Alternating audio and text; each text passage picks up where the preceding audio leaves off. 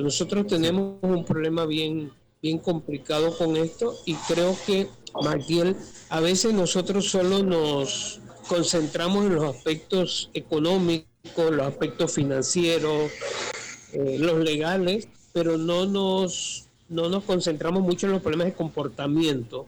El problema hoy es que el gobierno tiene cero credibilidad, cero, o uno, vamos a ponerle uno de credibilidad, pero ya es fracaso. Entonces las personas tienen mucha desconfianza que sea el gobierno el que tenga que nombrar una comisión para que vea el tema el tema de este cierre de la mina. Pero, O sea, ¿qué quiere ajá. decir esto? 12:11 del mediodía. Ahora sí está con nosotros el filólogo, profesor, periodista, doctor Rafael Candanedo, quien le damos pues la bienvenida. Gracias por acompañarnos como cada lunes acá en Menú Ejecutivo, profesor Rafael. Hola, Magdiel, ¿me escuchas? Alto y claro. Alto y claro. Muy bien, sí, estamos ante este problema. Yo pienso que va a demorar un tiempo para que nosotros podamos restablecer la calma sobre el tema minero. Necesitamos calma, necesitamos orientarnos bien. Hay ya en otros países ya hay fórmulas. Incluso ha estado circulando un documento de la CEPAL, que es la Comisión Económica para América Latina. Es como una especie de vamos a decir, son los ejes de cómo se cierra una mina. Claro. Entonces, esto debe, debe servirnos de referencia. Panamá es parte, pues, esa es una organización de las Naciones Unidas que técnicamente trabaja muchos aspectos que tienen que ver con economía y ha hecho este documento. Creo que hay que analizarlo, hay que estudiarlo, la CEPAL, para ver cómo se cierra una mina, porque algo que ha llamado la atención es una queja de la empresa Quantum, Fis Quantum, que decía que la Corte Suprema no había explicado allí cómo debe cerrarse la mina, ¿no? Me parece, no sé si había ahí otro interés, había otra intencionalidad, pero a la Corte Suprema no le toca determinar cómo se cierra una mina.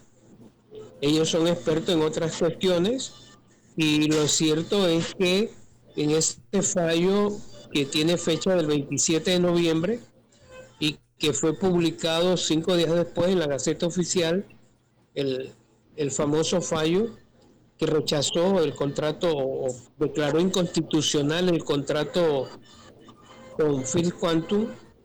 Allí se dice pues que fueron violentados muchos artículos de la Constitución, enumeran 25, Ujú. pero no dice cómo debe ser la mina. La empresa Free Quantum está reclamando que la Corte no le dijo cómo hay que cerrar la mina. Y algunas personas, así de manera urgente, han identificado ese documento de la CEPAL que dice, da pues las pautas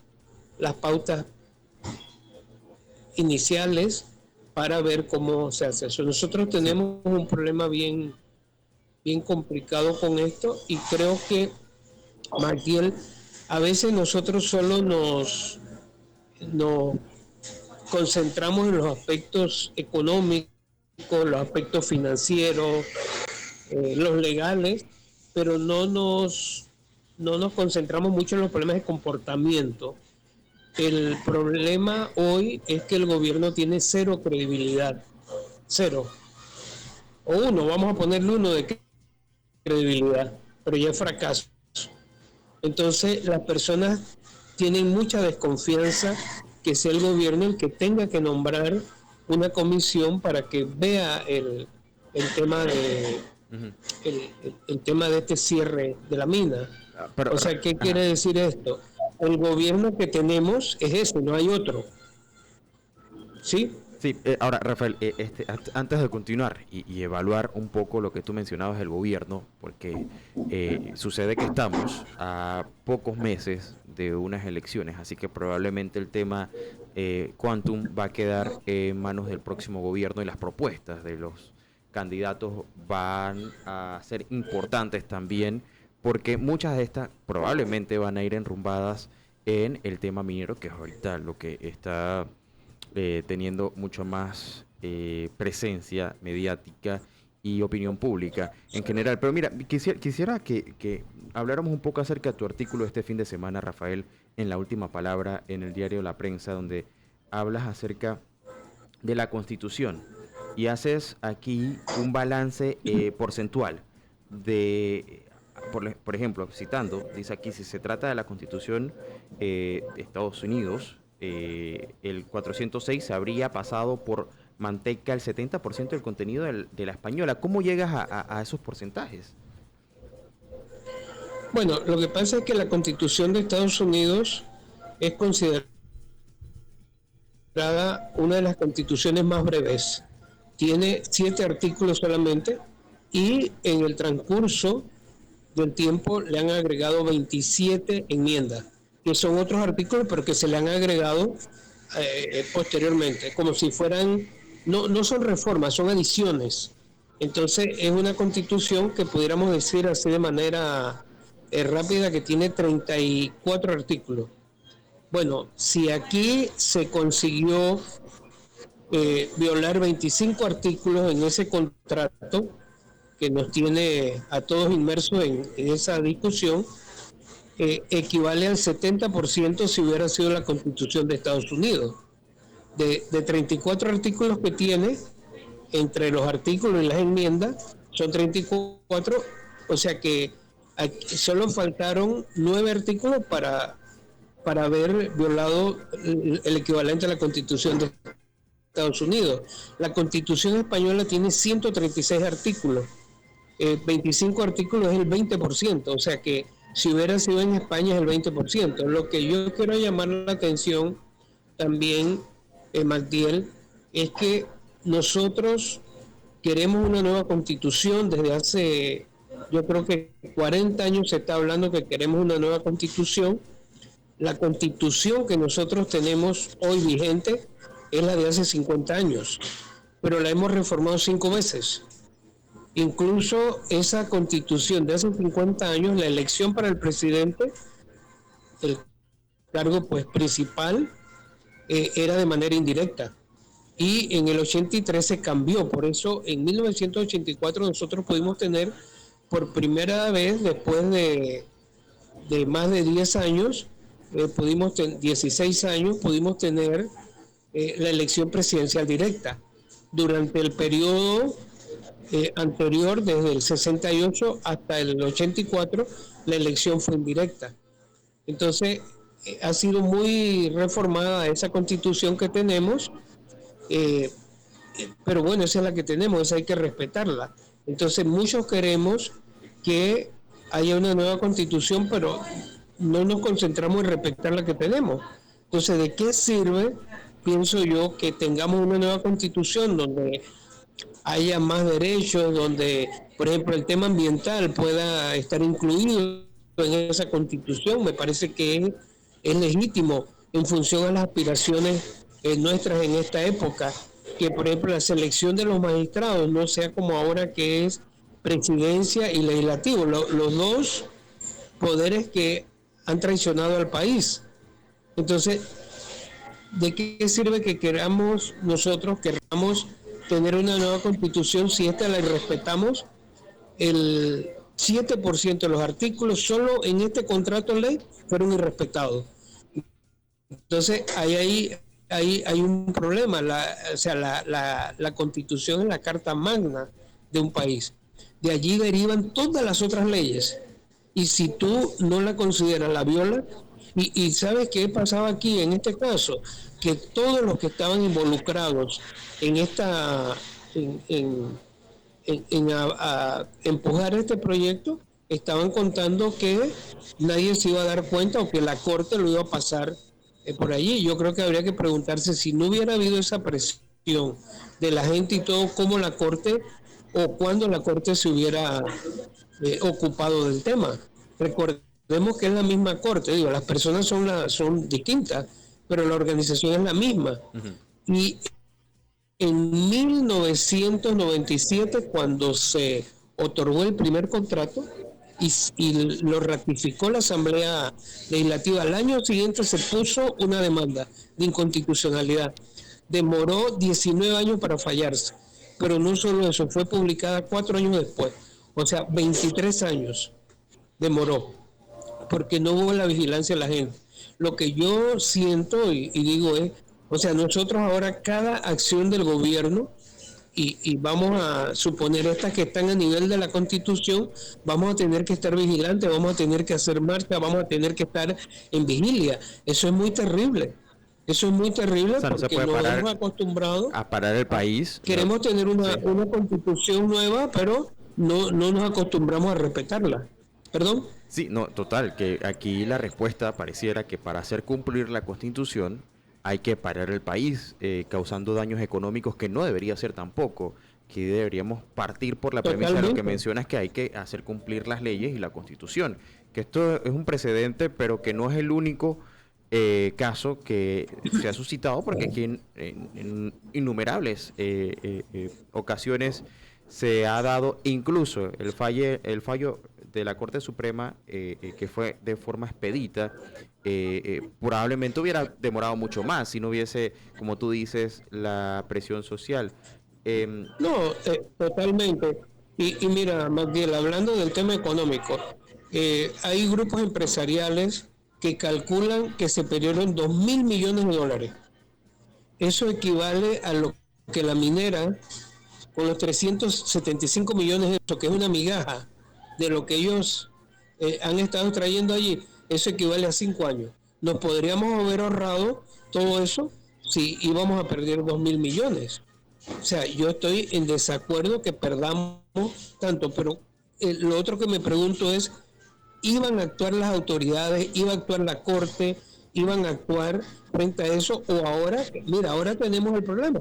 Nadie te garantiza que personas probas correctas, que estén haciendo la lectura correcta de lo que la población quiere, sean las que vayan a negociar con la minera. O son los mismos, o le vas a poner a las a la zorra que te cuida el pollito. Eso es terrible lo que estamos viviendo hoy. Entonces el gobierno dice, bueno, yo soy el que gobierno, yo voy a poner al que quiero, pero yo creo que lo único que podemos pedir hoy es que sea de cara al pueblo, que digan fulano de tal, y si las personas están de acuerdo dicen, bueno, mm, perfecto, como ocurre en otras sociedades. Mira, en el mismo Estados Unidos, que nosotros usamos mucho modelo, cuando nombran a un magistrado de la corte, que lo proponen, allí le revisan todo para saber si la población está de acuerdo o no. Bueno, aquí va a tener que ocurrir igual con las personas que van a negociar con la minera. Y no es que nos falte gente, más bien, sí hay gente. El problema es que muchas personas rápido la codicia lo ciega y se venden por lo que sea. Entonces, estamos mal. Hay una falta de credibilidad total en las autoridades que tenemos hoy. En las autoridades, además las que han sido electas, las que nosotros mismos hemos elegido. Hay una falta de credibilidad y pienso yo que la desconfianza que tenemos hoy justamente es que puede haber una trastada. Yo no sé si tú recuerdas en 1903, cuando, cuando Panamá decide ser república, los que estaban encargados, que fue una junta provisional de gobierno, enviaron a una persona a Estados Unidos para que se adelantara a negociar el tratado, a negociar, no, bueno, a ver el tratado, que era muy parecido al que se había firmado ya con Colombia y que lo rechazaron en Colombia, pero los diputados, fue rechazado. pero me hablas Era, de Filipe I Varila. sí, exacto, pero el tratado con Colombia era el tratado Hi, Herrán Hay, correcto. y entonces allá lo rechazaron y allí es donde los independentistas panameños aprovecharon y Estados Unidos aprovecharon y bueno, se ocurre la República, nace la República de Panamá. Al nacer la República de Panamá, el mismo día mandaron a Philippe Bonaventura, que era un francés que tenía acciones en el canal francés, que ya los franceses habían construido. Y llegó allá y firmó, firmó el tratado Jaime Varila. Cuando llegaron los panameños, cuando se enteraron, dice, no, pero es que no era eso, ya fueron, ya estaba firmado. O sea, no hay ninguna, y mira, la experiencia es madre de todo. No hay ninguna garantía de que Cortizo y Carrizo manden a un Bruno Varila a negociar con la minera. Es así, no es de otra manera. Y hay personas que no les gusta que uno diga esto. Entonces, yo creo que en este momento estamos con mucha desconfianza de quiénes van a ser las personas que se van a encargar de hacer esa negociación, de hablar con First Quantum. Es más, yo pienso, aunque el señor Pascal, que es el CEO de Minera Panamá, tiene mucho poder en First Quantum, yo pienso que hay que hablar con First Quantum directamente. Claro. Que es la empresa que además ella está en la bolsa de valores, es una empresa pública, no oficial, pública, en Canadá.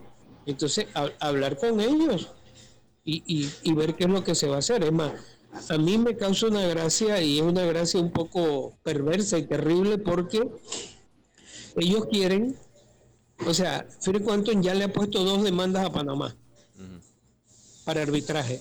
Al mismo tiempo dice que quiere negociar, ¿no? O sea, te tiene una espada allí y al mismo tiempo te pone una rosa. Ahora, y bueno, con esa gente que usted tiene que negociar, ahí tiene que ir la gente no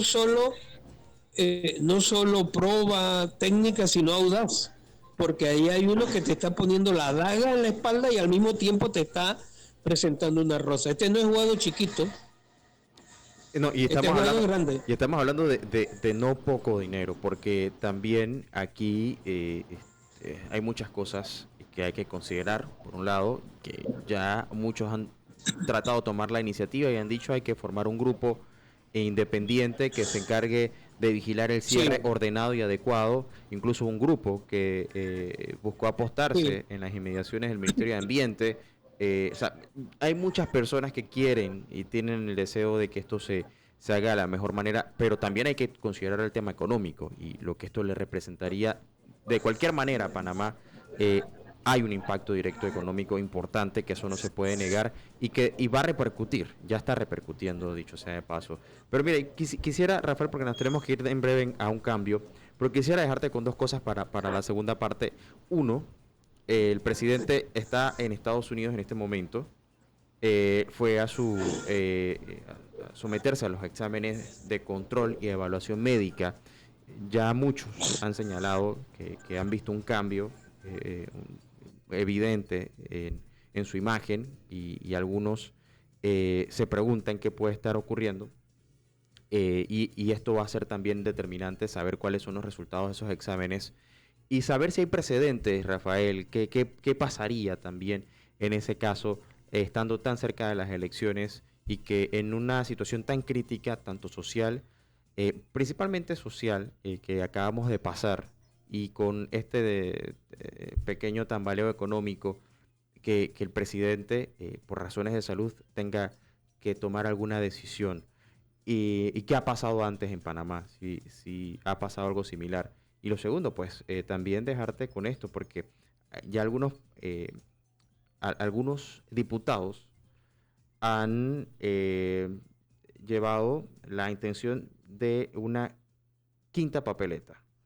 Una quinta papeleta que sabemos que busca la reforma constitucional, que es justo lo que decías en un principio. ¿Qué tan viable sería esto y si todavía se puede? Rafael, nos vamos a un cambio, si te parece, y abordamos estos temas a la vuelta. Muy bien. Ok, son las 12:30 del mediodía. Vamos a cambio comercial. Usted no se vaya, esto es Menú Ejecutivo. En breve regresamos con más. 35 del mediodía. Seguimos con nuestra segunda parte de nuestro Menú Ejecutivo. Seguimos conversando con el doctor Rafael Candanedo, quien nos acompaña cada lunes para hacer este diagnóstico y balance de la actualidad nacional, regional, por supuesto internacional. Rafael, nos quedamos con una pregunta. presidente Laurentino Cortizo se encuentra en el MD Anderson de Houston, en Estados Unidos, para esta evaluación médica en el contexto de su síndrome mielodisplástico, que se diagnostica en julio del año pasado, casualmente en un periodo donde Panamá también atravesaba por una crisis social. En esta ocasión, el presidente pues ha dado la cara en al menos 3 ocasiones, de forma bastante breve también, pero se le ha podido percibir que ha habido quizás un desgaste físico evidente. Eh, Ahora, precedentes con respecto a situaciones en donde presidentes de la República hayan pasado por tiempos similares en un contexto como el actual, en donde hubo una explosión social y en donde el presidente ha tenido que, en medio de su situación médica, tener que también estar al frente de lo que está pasando en el país. Bueno, mira, lo que puedo decir es que yo no sé sobre la salud del presidente, se tejen muchas opiniones y bueno, yo creo que hay que remitirse en un tema tan delicado a lo oficial, a lo que el mismo presidente diga. Yo escucho mucho eso de que la salud de él ha desmejorado bastante, por lo menos como las personas lo ven en su aspecto físico. Y bueno, él ya ha viajado varias veces a Estados Unidos. Este hospital Anderson es un hospital público en Estados Unidos, uno de los más grandes, que eso está en Houston, Texas. Es uno de los hospitales más grandes que hay en Estados Unidos. Es un hospital oficial y bueno, él se ha ido a atender allí, está haciéndose los análisis médicos. Bueno, siempre existe la posibilidad y que el presidente tenga que ser reemplazado por otra persona. Lo que a mí me parece más importante decir en este caso es que nosotros como sociedad debemos respetar en lo absoluto lo que dice la Constitución.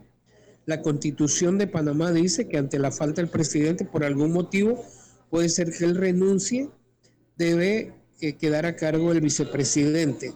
Si el vicepresidente por algún motivo dice que él no puede hacerse cargo, y en este caso se pensaría que es porque él es candidato a la presidencia, no puede estar en las dos aguas al mismo tiempo, entonces ellos tendrían que llegar a un acuerdo para que uno de los ministros del gabinete quede encargado. Eso no quiere decir que no pueda ser un ministro nuevo. Si el mismo presidente que ha estado a cargo, como tú decías, en épocas bien difíciles, incluso ya diagnosticado pues con la enfermedad, él puede perfectamente llegar a un acuerdo y señalar quién pudiera ser ese ministro que se encargue de la presidencia. Esa sería la ruta constitucional. Fuera de eso ya nosotros estaríamos fuera de la Constitución. Y ese ministro encargado podría perfectamente encargarse del Ejecutivo, estar al frente del Ejecutivo hasta que hasta que faltan 6 meses.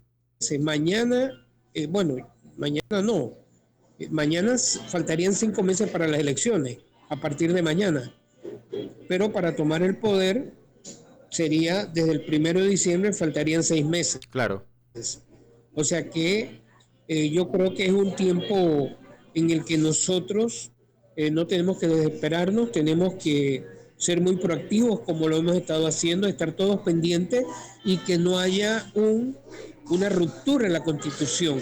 Yo creo que a nadie conviene que haya una ruptura constitucional. Si el presidente no puede, hay que decirle al vicepresidente. El vicepresidente podría renunciar a su aspiración como candidato presidencial, una aspiración que es más una especie de, ¿cómo se dice? Bueno, que quieres hacerlo de todas maneras, porque no hay nada que diga que él pueda ganar las elecciones.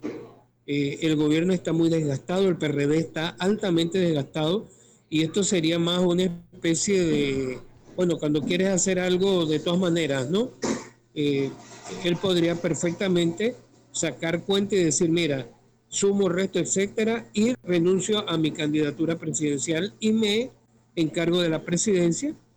Según el mandato constitucional, me encargo por los 6 meses que faltan. Ahora, Rafael, Ahí sería el sí, presidente. Pero si él no sí, está de acuerdo, entonces allí habría que buscar a uno de los ministros para que se encargue. claro. Rafael, en los últimos por lo menos 32 años, desde que volvimos a esta era democrática, no ha pasado algo así en Panamá todavía, a esa No, magnitud. no ha pasado, pero Pasó antes, la Constitución claro. lo establece en ese periodo que yo siento que hay mucho de egolatría. La egolatría aquí y la arrogancia dominan.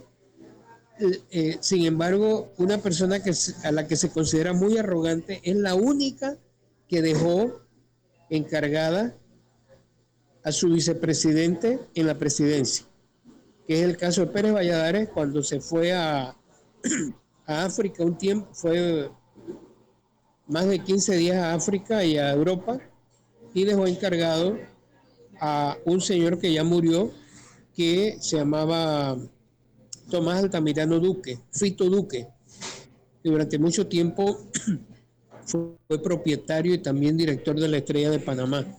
Fito Duque quedó encargado por 15 días, 18 días de la presidencia de la República, pero en el resto del tiempo ningún presidente le ha dado oportunidad a otro para que se encargue de la presidencia.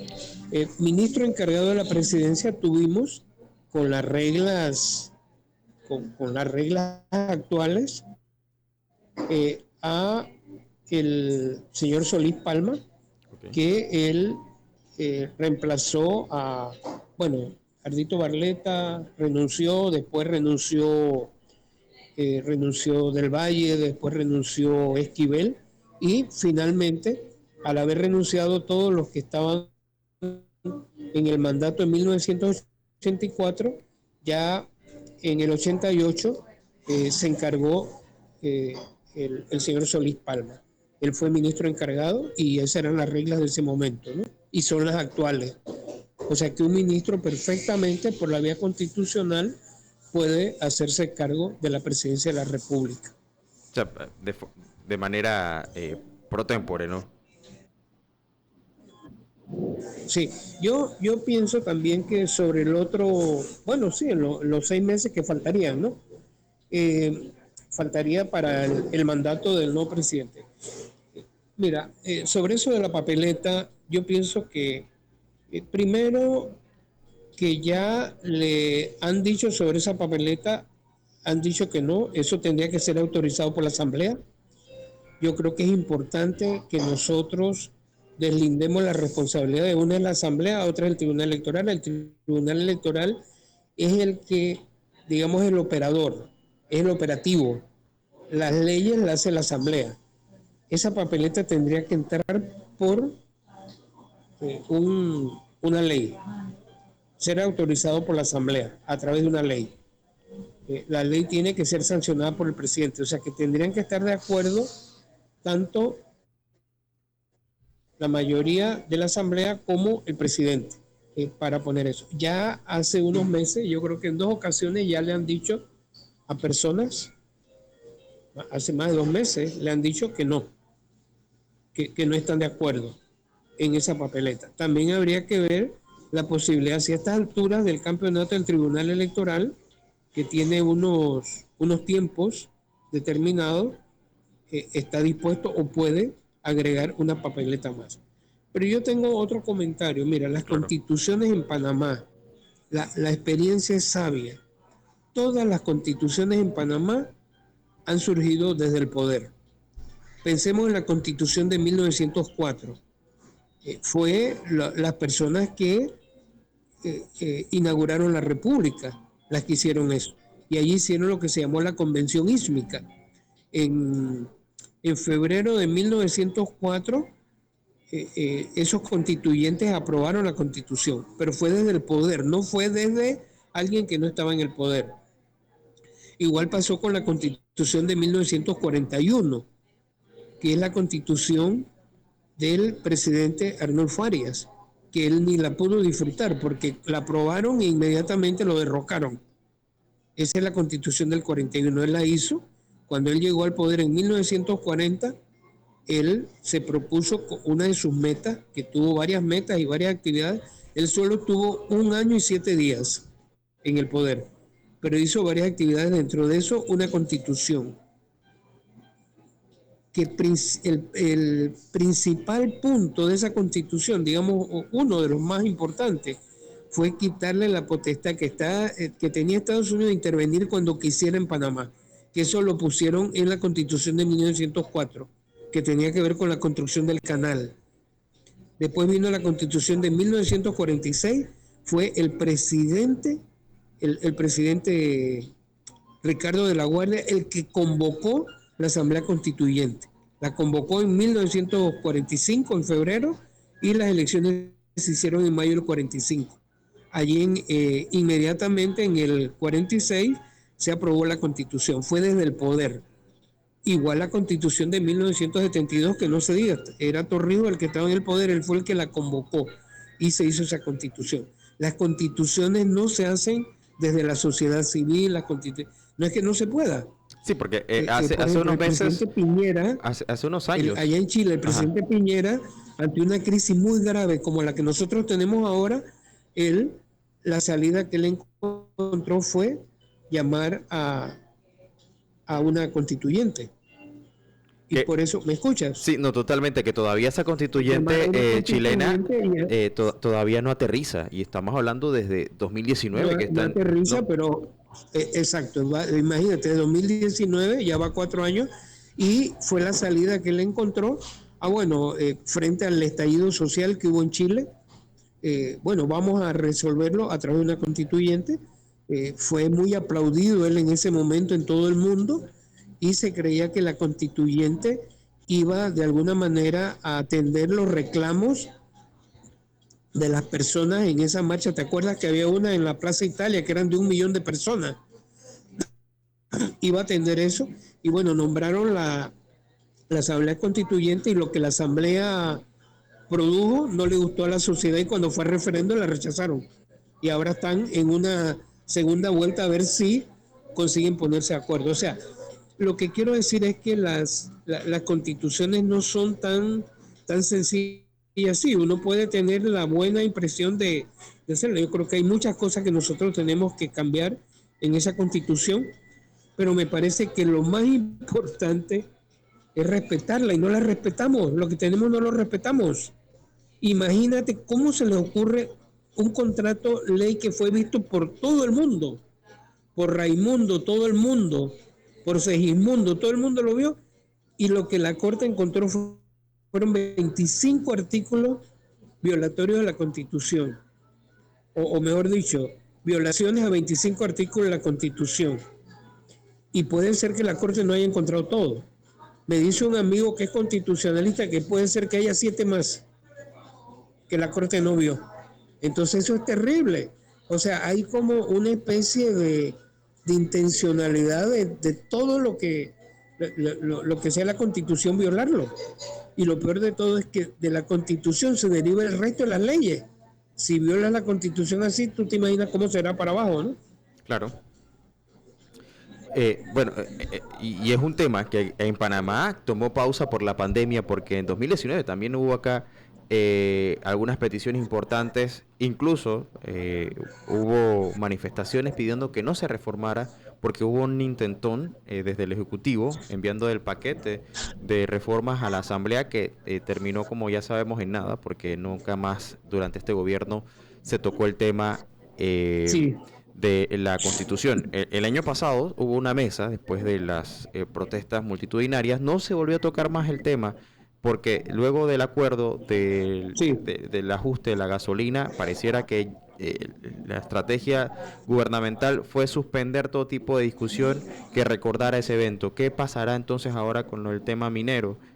Pareciera que la respuesta será esperar a que el Sí, próximo gobierno sí. encuentre una salida viable. Esto de alguna forma, tú que también conoces un poco sobre el marketing político, ¿cuánto va a representar dentro de las propuestas a candidatos, sobre todo presidenciables, el tema minero? Bueno, yo pienso que es un tema que está muy caliente. Esto no se puede, ¿cómo se dice?, enfriar en los 5 meses que faltan. Es un tema que está muy caliente, que está allí muy presente y por supuesto que va a tener que ver con lo que se elija y no solo a nivel presidencial, más abajo.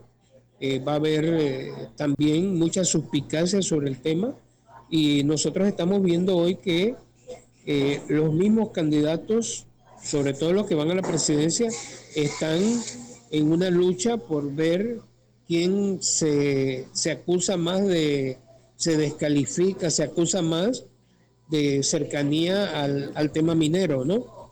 Entonces, están en eso y por supuesto que va a ser uno de los temas más importantes. Yo sí pienso que primero lo que haya que hacer frente al cierre, al mandato popular, al cierre, a la ilegalidad, lo que haya que hacer, lo que hablan del plan de cierre, creo que tiene que ser ya. No hay que esperar estos 6 meses y tiene que hacerse como una situación de Estado, un tema de Estado.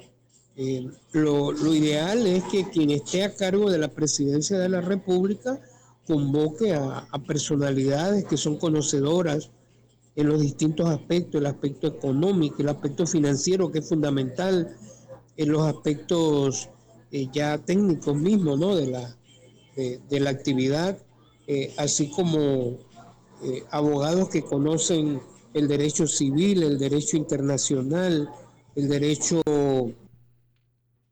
constitucional, Claro. que conocen todos los aspectos y que se cree un clima de confianza que hoy no lo hay. Yo creo que eso es lo primero. Y lo otro, yo pienso que los grandes problemas de este momento de Panamá, uno de esos es el ver cómo se ven todos los temas mineros, porque también hay otras minas que están por fuera que están operando, que quedaron ya protegidas con regulaciones anteriores a esta Moratoria. moratoria Claro. minera, que es ley, y que dentro de esa moratoria minera entra también la mina de First Quantum. Claro. Ahora, Ya no puede negociarse más nada. eh, eh, Lo que hay que negociar es cómo se va a ajustar el plan de cierre, ¿no? efectivamente, Entonces, pero el asunto es que yo, como lo veo así, yo creo que nosotros sí debemos tener como aspiración una reforma constitucional o una nueva constitución, pero creo que hoy las prioridades están en ver cómo vamos a encaminar el seguro social, sí. cómo vamos a encaminar la economía, cómo vamos a hacer ese cierre, ese plan de cierre. Creo que esas son las grandes prioridades que nosotros tenemos hoy. Y sobre todo, cómo podemos encarrilar la economía. Eh, Creo Sí. que las posibilidades hay muchas.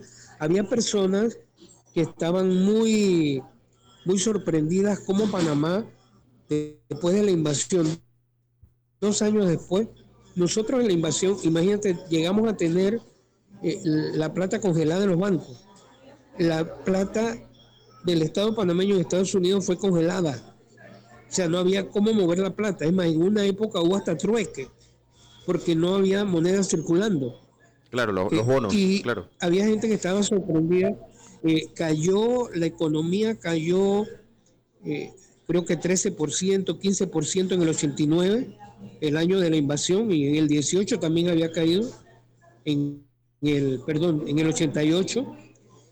Durante 2 años de la década de los 80, nosotros no pudimos pagar la deuda externa, tuvimos moratoria de deuda externa porque no teníamos cómo pagar. Y lo que te iba a decir es que 2 años después de la invasión, había personas sorprendidas cómo la economía de Panamá se estaba recuperando, cómo estaba de nuevo volviendo a su carril. Por las propias circunstancias geográficas, históricas y demás, la economía se puede recuperar. Lo único que hay que buscar las personas que la pongan al frente. Yo creo que ese discurso catastrofista, ese discurso de, ¿cómo es que dicen? ¿Cómo es la apocalíptica? Ujú. Ese discurso apocalíptico, de que, bueno, nosotros vamos a quedar, como decía el doctor Arnulfo Arias, comiendo solo yuca y miel. Yo pienso que no va con la experiencia histórica que nosotros tenemos en nuestra economía. Pero bueno, para eso usted tiene que buscar las personas que le den credibilidad. La economía se hace en gran medida en función de credibilidad. Hoy no hay credibilidad. Por ejemplo, el ministro de Economía no tiene ningún grado de credibilidad. Y el presidente que lo dirige tampoco tiene ningún grado de credibilidad. Entonces, es tratar de, en estos meses, buscar gente que tenga algo de credibilidad, tanto en el aspecto del seguro social. Mira que se le han pasado tirándose la pelota todo el tiempo en el seguro social, que es un problema gravísimo. Seguro social, economía y el cierre de la mina. Y bueno, el tema del arbitraje tampoco, pienso yo, Magdiel, Ujú. que nosotros lo podemos postergar. Lo que necesitamos es que el gobierno abra un espacio y diga, vamos a elegir las mejores personas para que comiencen a hablar ahí, y personas que tengan credibilidad. ¿Eh? Entonces, porque de otra manera vamos a hacer lo mismo, y que sea todo de cara a la población, no de espaldas, que te digo esto, que esto no. Mira la cantidad de cosas que están saliendo de cosas que se estaban negociando de espaldas a la población. Claro, porque el contrato sale cuando ya las consultas no eran vinculantes. Y el aspecto de Sí, la confianza, Rafael, mira, y me quedo con dos cositas.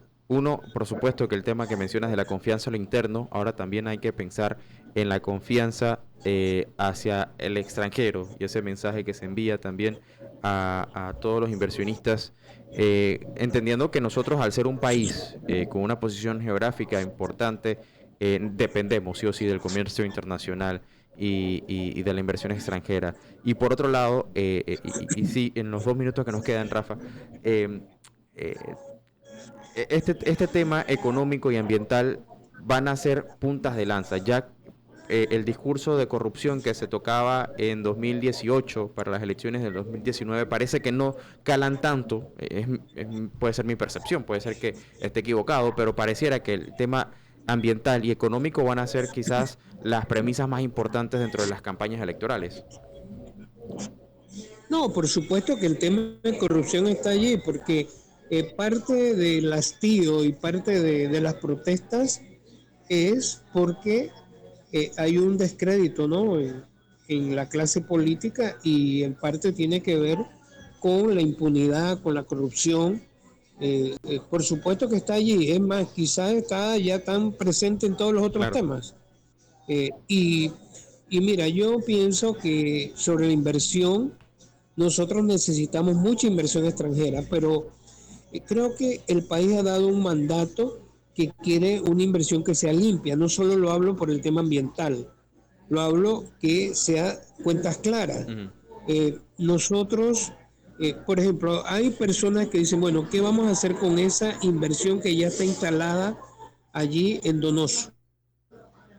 Bueno, eso es algo que nosotros vamos a tener que estudiar qué se va a hacer, pero que sea para beneficio del país. Lo que estaba establecido allí, bueno, yo lo acabo de decir, los gremios empresariales que perdimos 2.000 millones de dólares desde el 20 por las protestas, por los cierres, etcétera.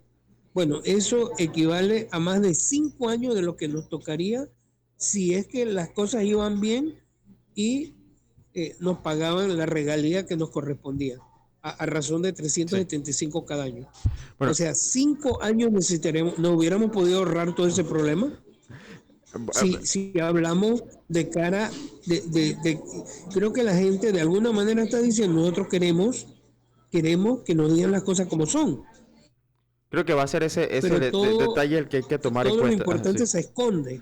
Ahora, Rafael, nos quedamos sin tiempo, ya es la 1 de la tarde, ya nos piden el espacio para la cancha, pero muchísimas gracias. Este tema, por supuesto que vamos a tener como todos los lunes, darle continuidad. Así que te agradezco nuevamente por acompañarnos. Por supuesto. Gracias a, No, fuerte abrazo y muchas gracias. Saludos a la audiencia. igualmente, gracias a toda nuestra audiencia por estar con nosotros hoy, 4 de diciembre. Viene la cancha con información deportiva. Yo soy Magdiel Torres junto al DJ Rage. Deseándoles una feliz tarde. Mañana seguimos con más. Sean todos bienvenidos a nuestro menú ejecutivo de Ancon. Yo soy Magdiel Torres, iniciando la jornada informativa de hoy, lunes 4 de diciembre de 2023. Estoy en compañía del DJ Rage y vamos a acompañarles hasta la 1 de la tarde a través de la 92.1 FM aquí en Panamá, en Bocas del Toro y Chiriquí. También estamos en provincias centrales en la frecuencia 92.3, en Colón en la 102.7 y en Darién 100.3. Recuerde que también puede escucharnos y vernos a través de radioancon.com, descargando nuestro app o incluso ver toda nuestra programación. Una vez culminados los programas, los estamos subiendo a nuestra página o nuestro canal de YouTube. Usted nos encuentra, por supuesto, como Radio Ancon. Iniciamos hoy, 4 de diciembre. Miles de estudiantes del sector público retomaron las clases después de un acuerdo que se alcanzó entre docentes y el Ministerio de Educación. El retorno a las aulas está llegando después de una pausa bastante larga, desde el 23 de octubre, cuando la crisis social que se desencadenó producto del contrato minero suspendió las actividades educativas. Con el calendario escolar extendido hasta el 29 de diciembre, los docentes se van a centrar en recuperar el tiempo perdido, también priorizar los aprendizajes para garantizar el avance hacia el próximo nivel académico. Los estudiantes, por supuesto ansiosos por concluir el año, se han mostrado particularmente preocupados, sobre todo aquellos en áreas como bachillerato en ciencias y comercio, quienes requieren reforzar conocimientos específicos para exámenes universitarios y prácticas obligatorias, que por supuesto van a necesitar más que lo que resta de este calendario escolar para poder recuperar los aprendizajes y poder rendir, de poder llegar a la universidad. Temas que vamos a estar abordando durante esta semana, y si el Ministerio de Educación nos acepta la entrevista, también vamos a estar hablando con ellos sobre la estrategia que van a implementar para recuperar los aprendizajes y si el calendario entonces se extiende hasta la fecha antes mencionada. Hoy también se conoció que la empresa Cobre Panamá anunció el lanzamiento de un programa de retiro voluntario para sus empleados en asociación con el sindicato mayoritario de Unión de Trabajadores de Minera Panamá, UTRAMIPA. Este programa especial es para aquellos colaboradores interesados en solicitarlo y también aseguran que el pago de las sumas legalmente adeudadas se va a dar. Sin embargo, la empresa se reserva el derecho de aceptar las solicitudes. También han dicho que consideran que algunos roles aún serán necesarios para la fase no operativa de mantenimiento de la mina. La decisión de implementar este programa se fundamenta en el fallo reciente de la Corte Suprema de Justicia, que declaró la inconstitucionalidad de la Ley 406 del 2023, algo que ha impactado las operaciones de Cobre Panamá. La empresa también ha resaltado la necesidad de claridad por parte del gobierno en asuntos cruciales como la seguridad ambiental y la protección del sitio, señalando que estas cuestiones fundamentales aún carecen de respuesta. En tanto, el Ministerio de Comercio e Industrias, MISI, emitió hoy una declaración de rechazo a la existencia de un documento legal titulado Acuerdo de Concesión 2023 entre el gobierno de Panamá y Minera Panamá S.A. Esta aclaración surgió en respuesta a una solicitud del procurador de la Administración, Rigoberto González, quien buscaba aclaraciones sobre dicho acuerdo. Según el comunicado oficial del Ministerio de Comercio e Industria emitido este lunes, dirigido al procurador de la Administración, establece que ni el gobierno de la República de Panamá ni el Ministerio de Comercio e Industrias han suscrito algún documento legal titulado Acuerdo de Concesión 2023 a principios de este año. Además, han recalcado que la Ley 406, declarada inconstitucional por la Corte Suprema de Justicia el 28 de noviembre, hacía referencia a la aprobación de un contrato de concesión minera entre el Estado y la Sociedad Minera Panamá S.A., afirmación que reitera la existencia del mencionado acuerdo, disipando así cualquier duda al respecto. Un comunicado que se emitió más temprano. Queremos avanzar, son las 12:08 del mediodía y dentro de poco vamos a tener, como cada lunes, con nosotros a Rafael Candanedo, miembro emérito de la Academia Panameña de la Lengua, también periodista y analista y columnista de La Última Palabra en el diario La Prensa, que esta semana, y se lo adelanto para que más adelante podamos escuchar un poco acerca de esta columna muy interesante en donde pone un poco en la balanza la Constitución panameña y la Constitución norteamericana, por ejemplo, y el porcentaje de inconstitucionalidad, refiriéndonos a la Constitución per se, después de este fallo, que abarca una gran cantidad de elementos. Esto lo señaló, así que más adelante vamos a estar conversando acerca de este tema.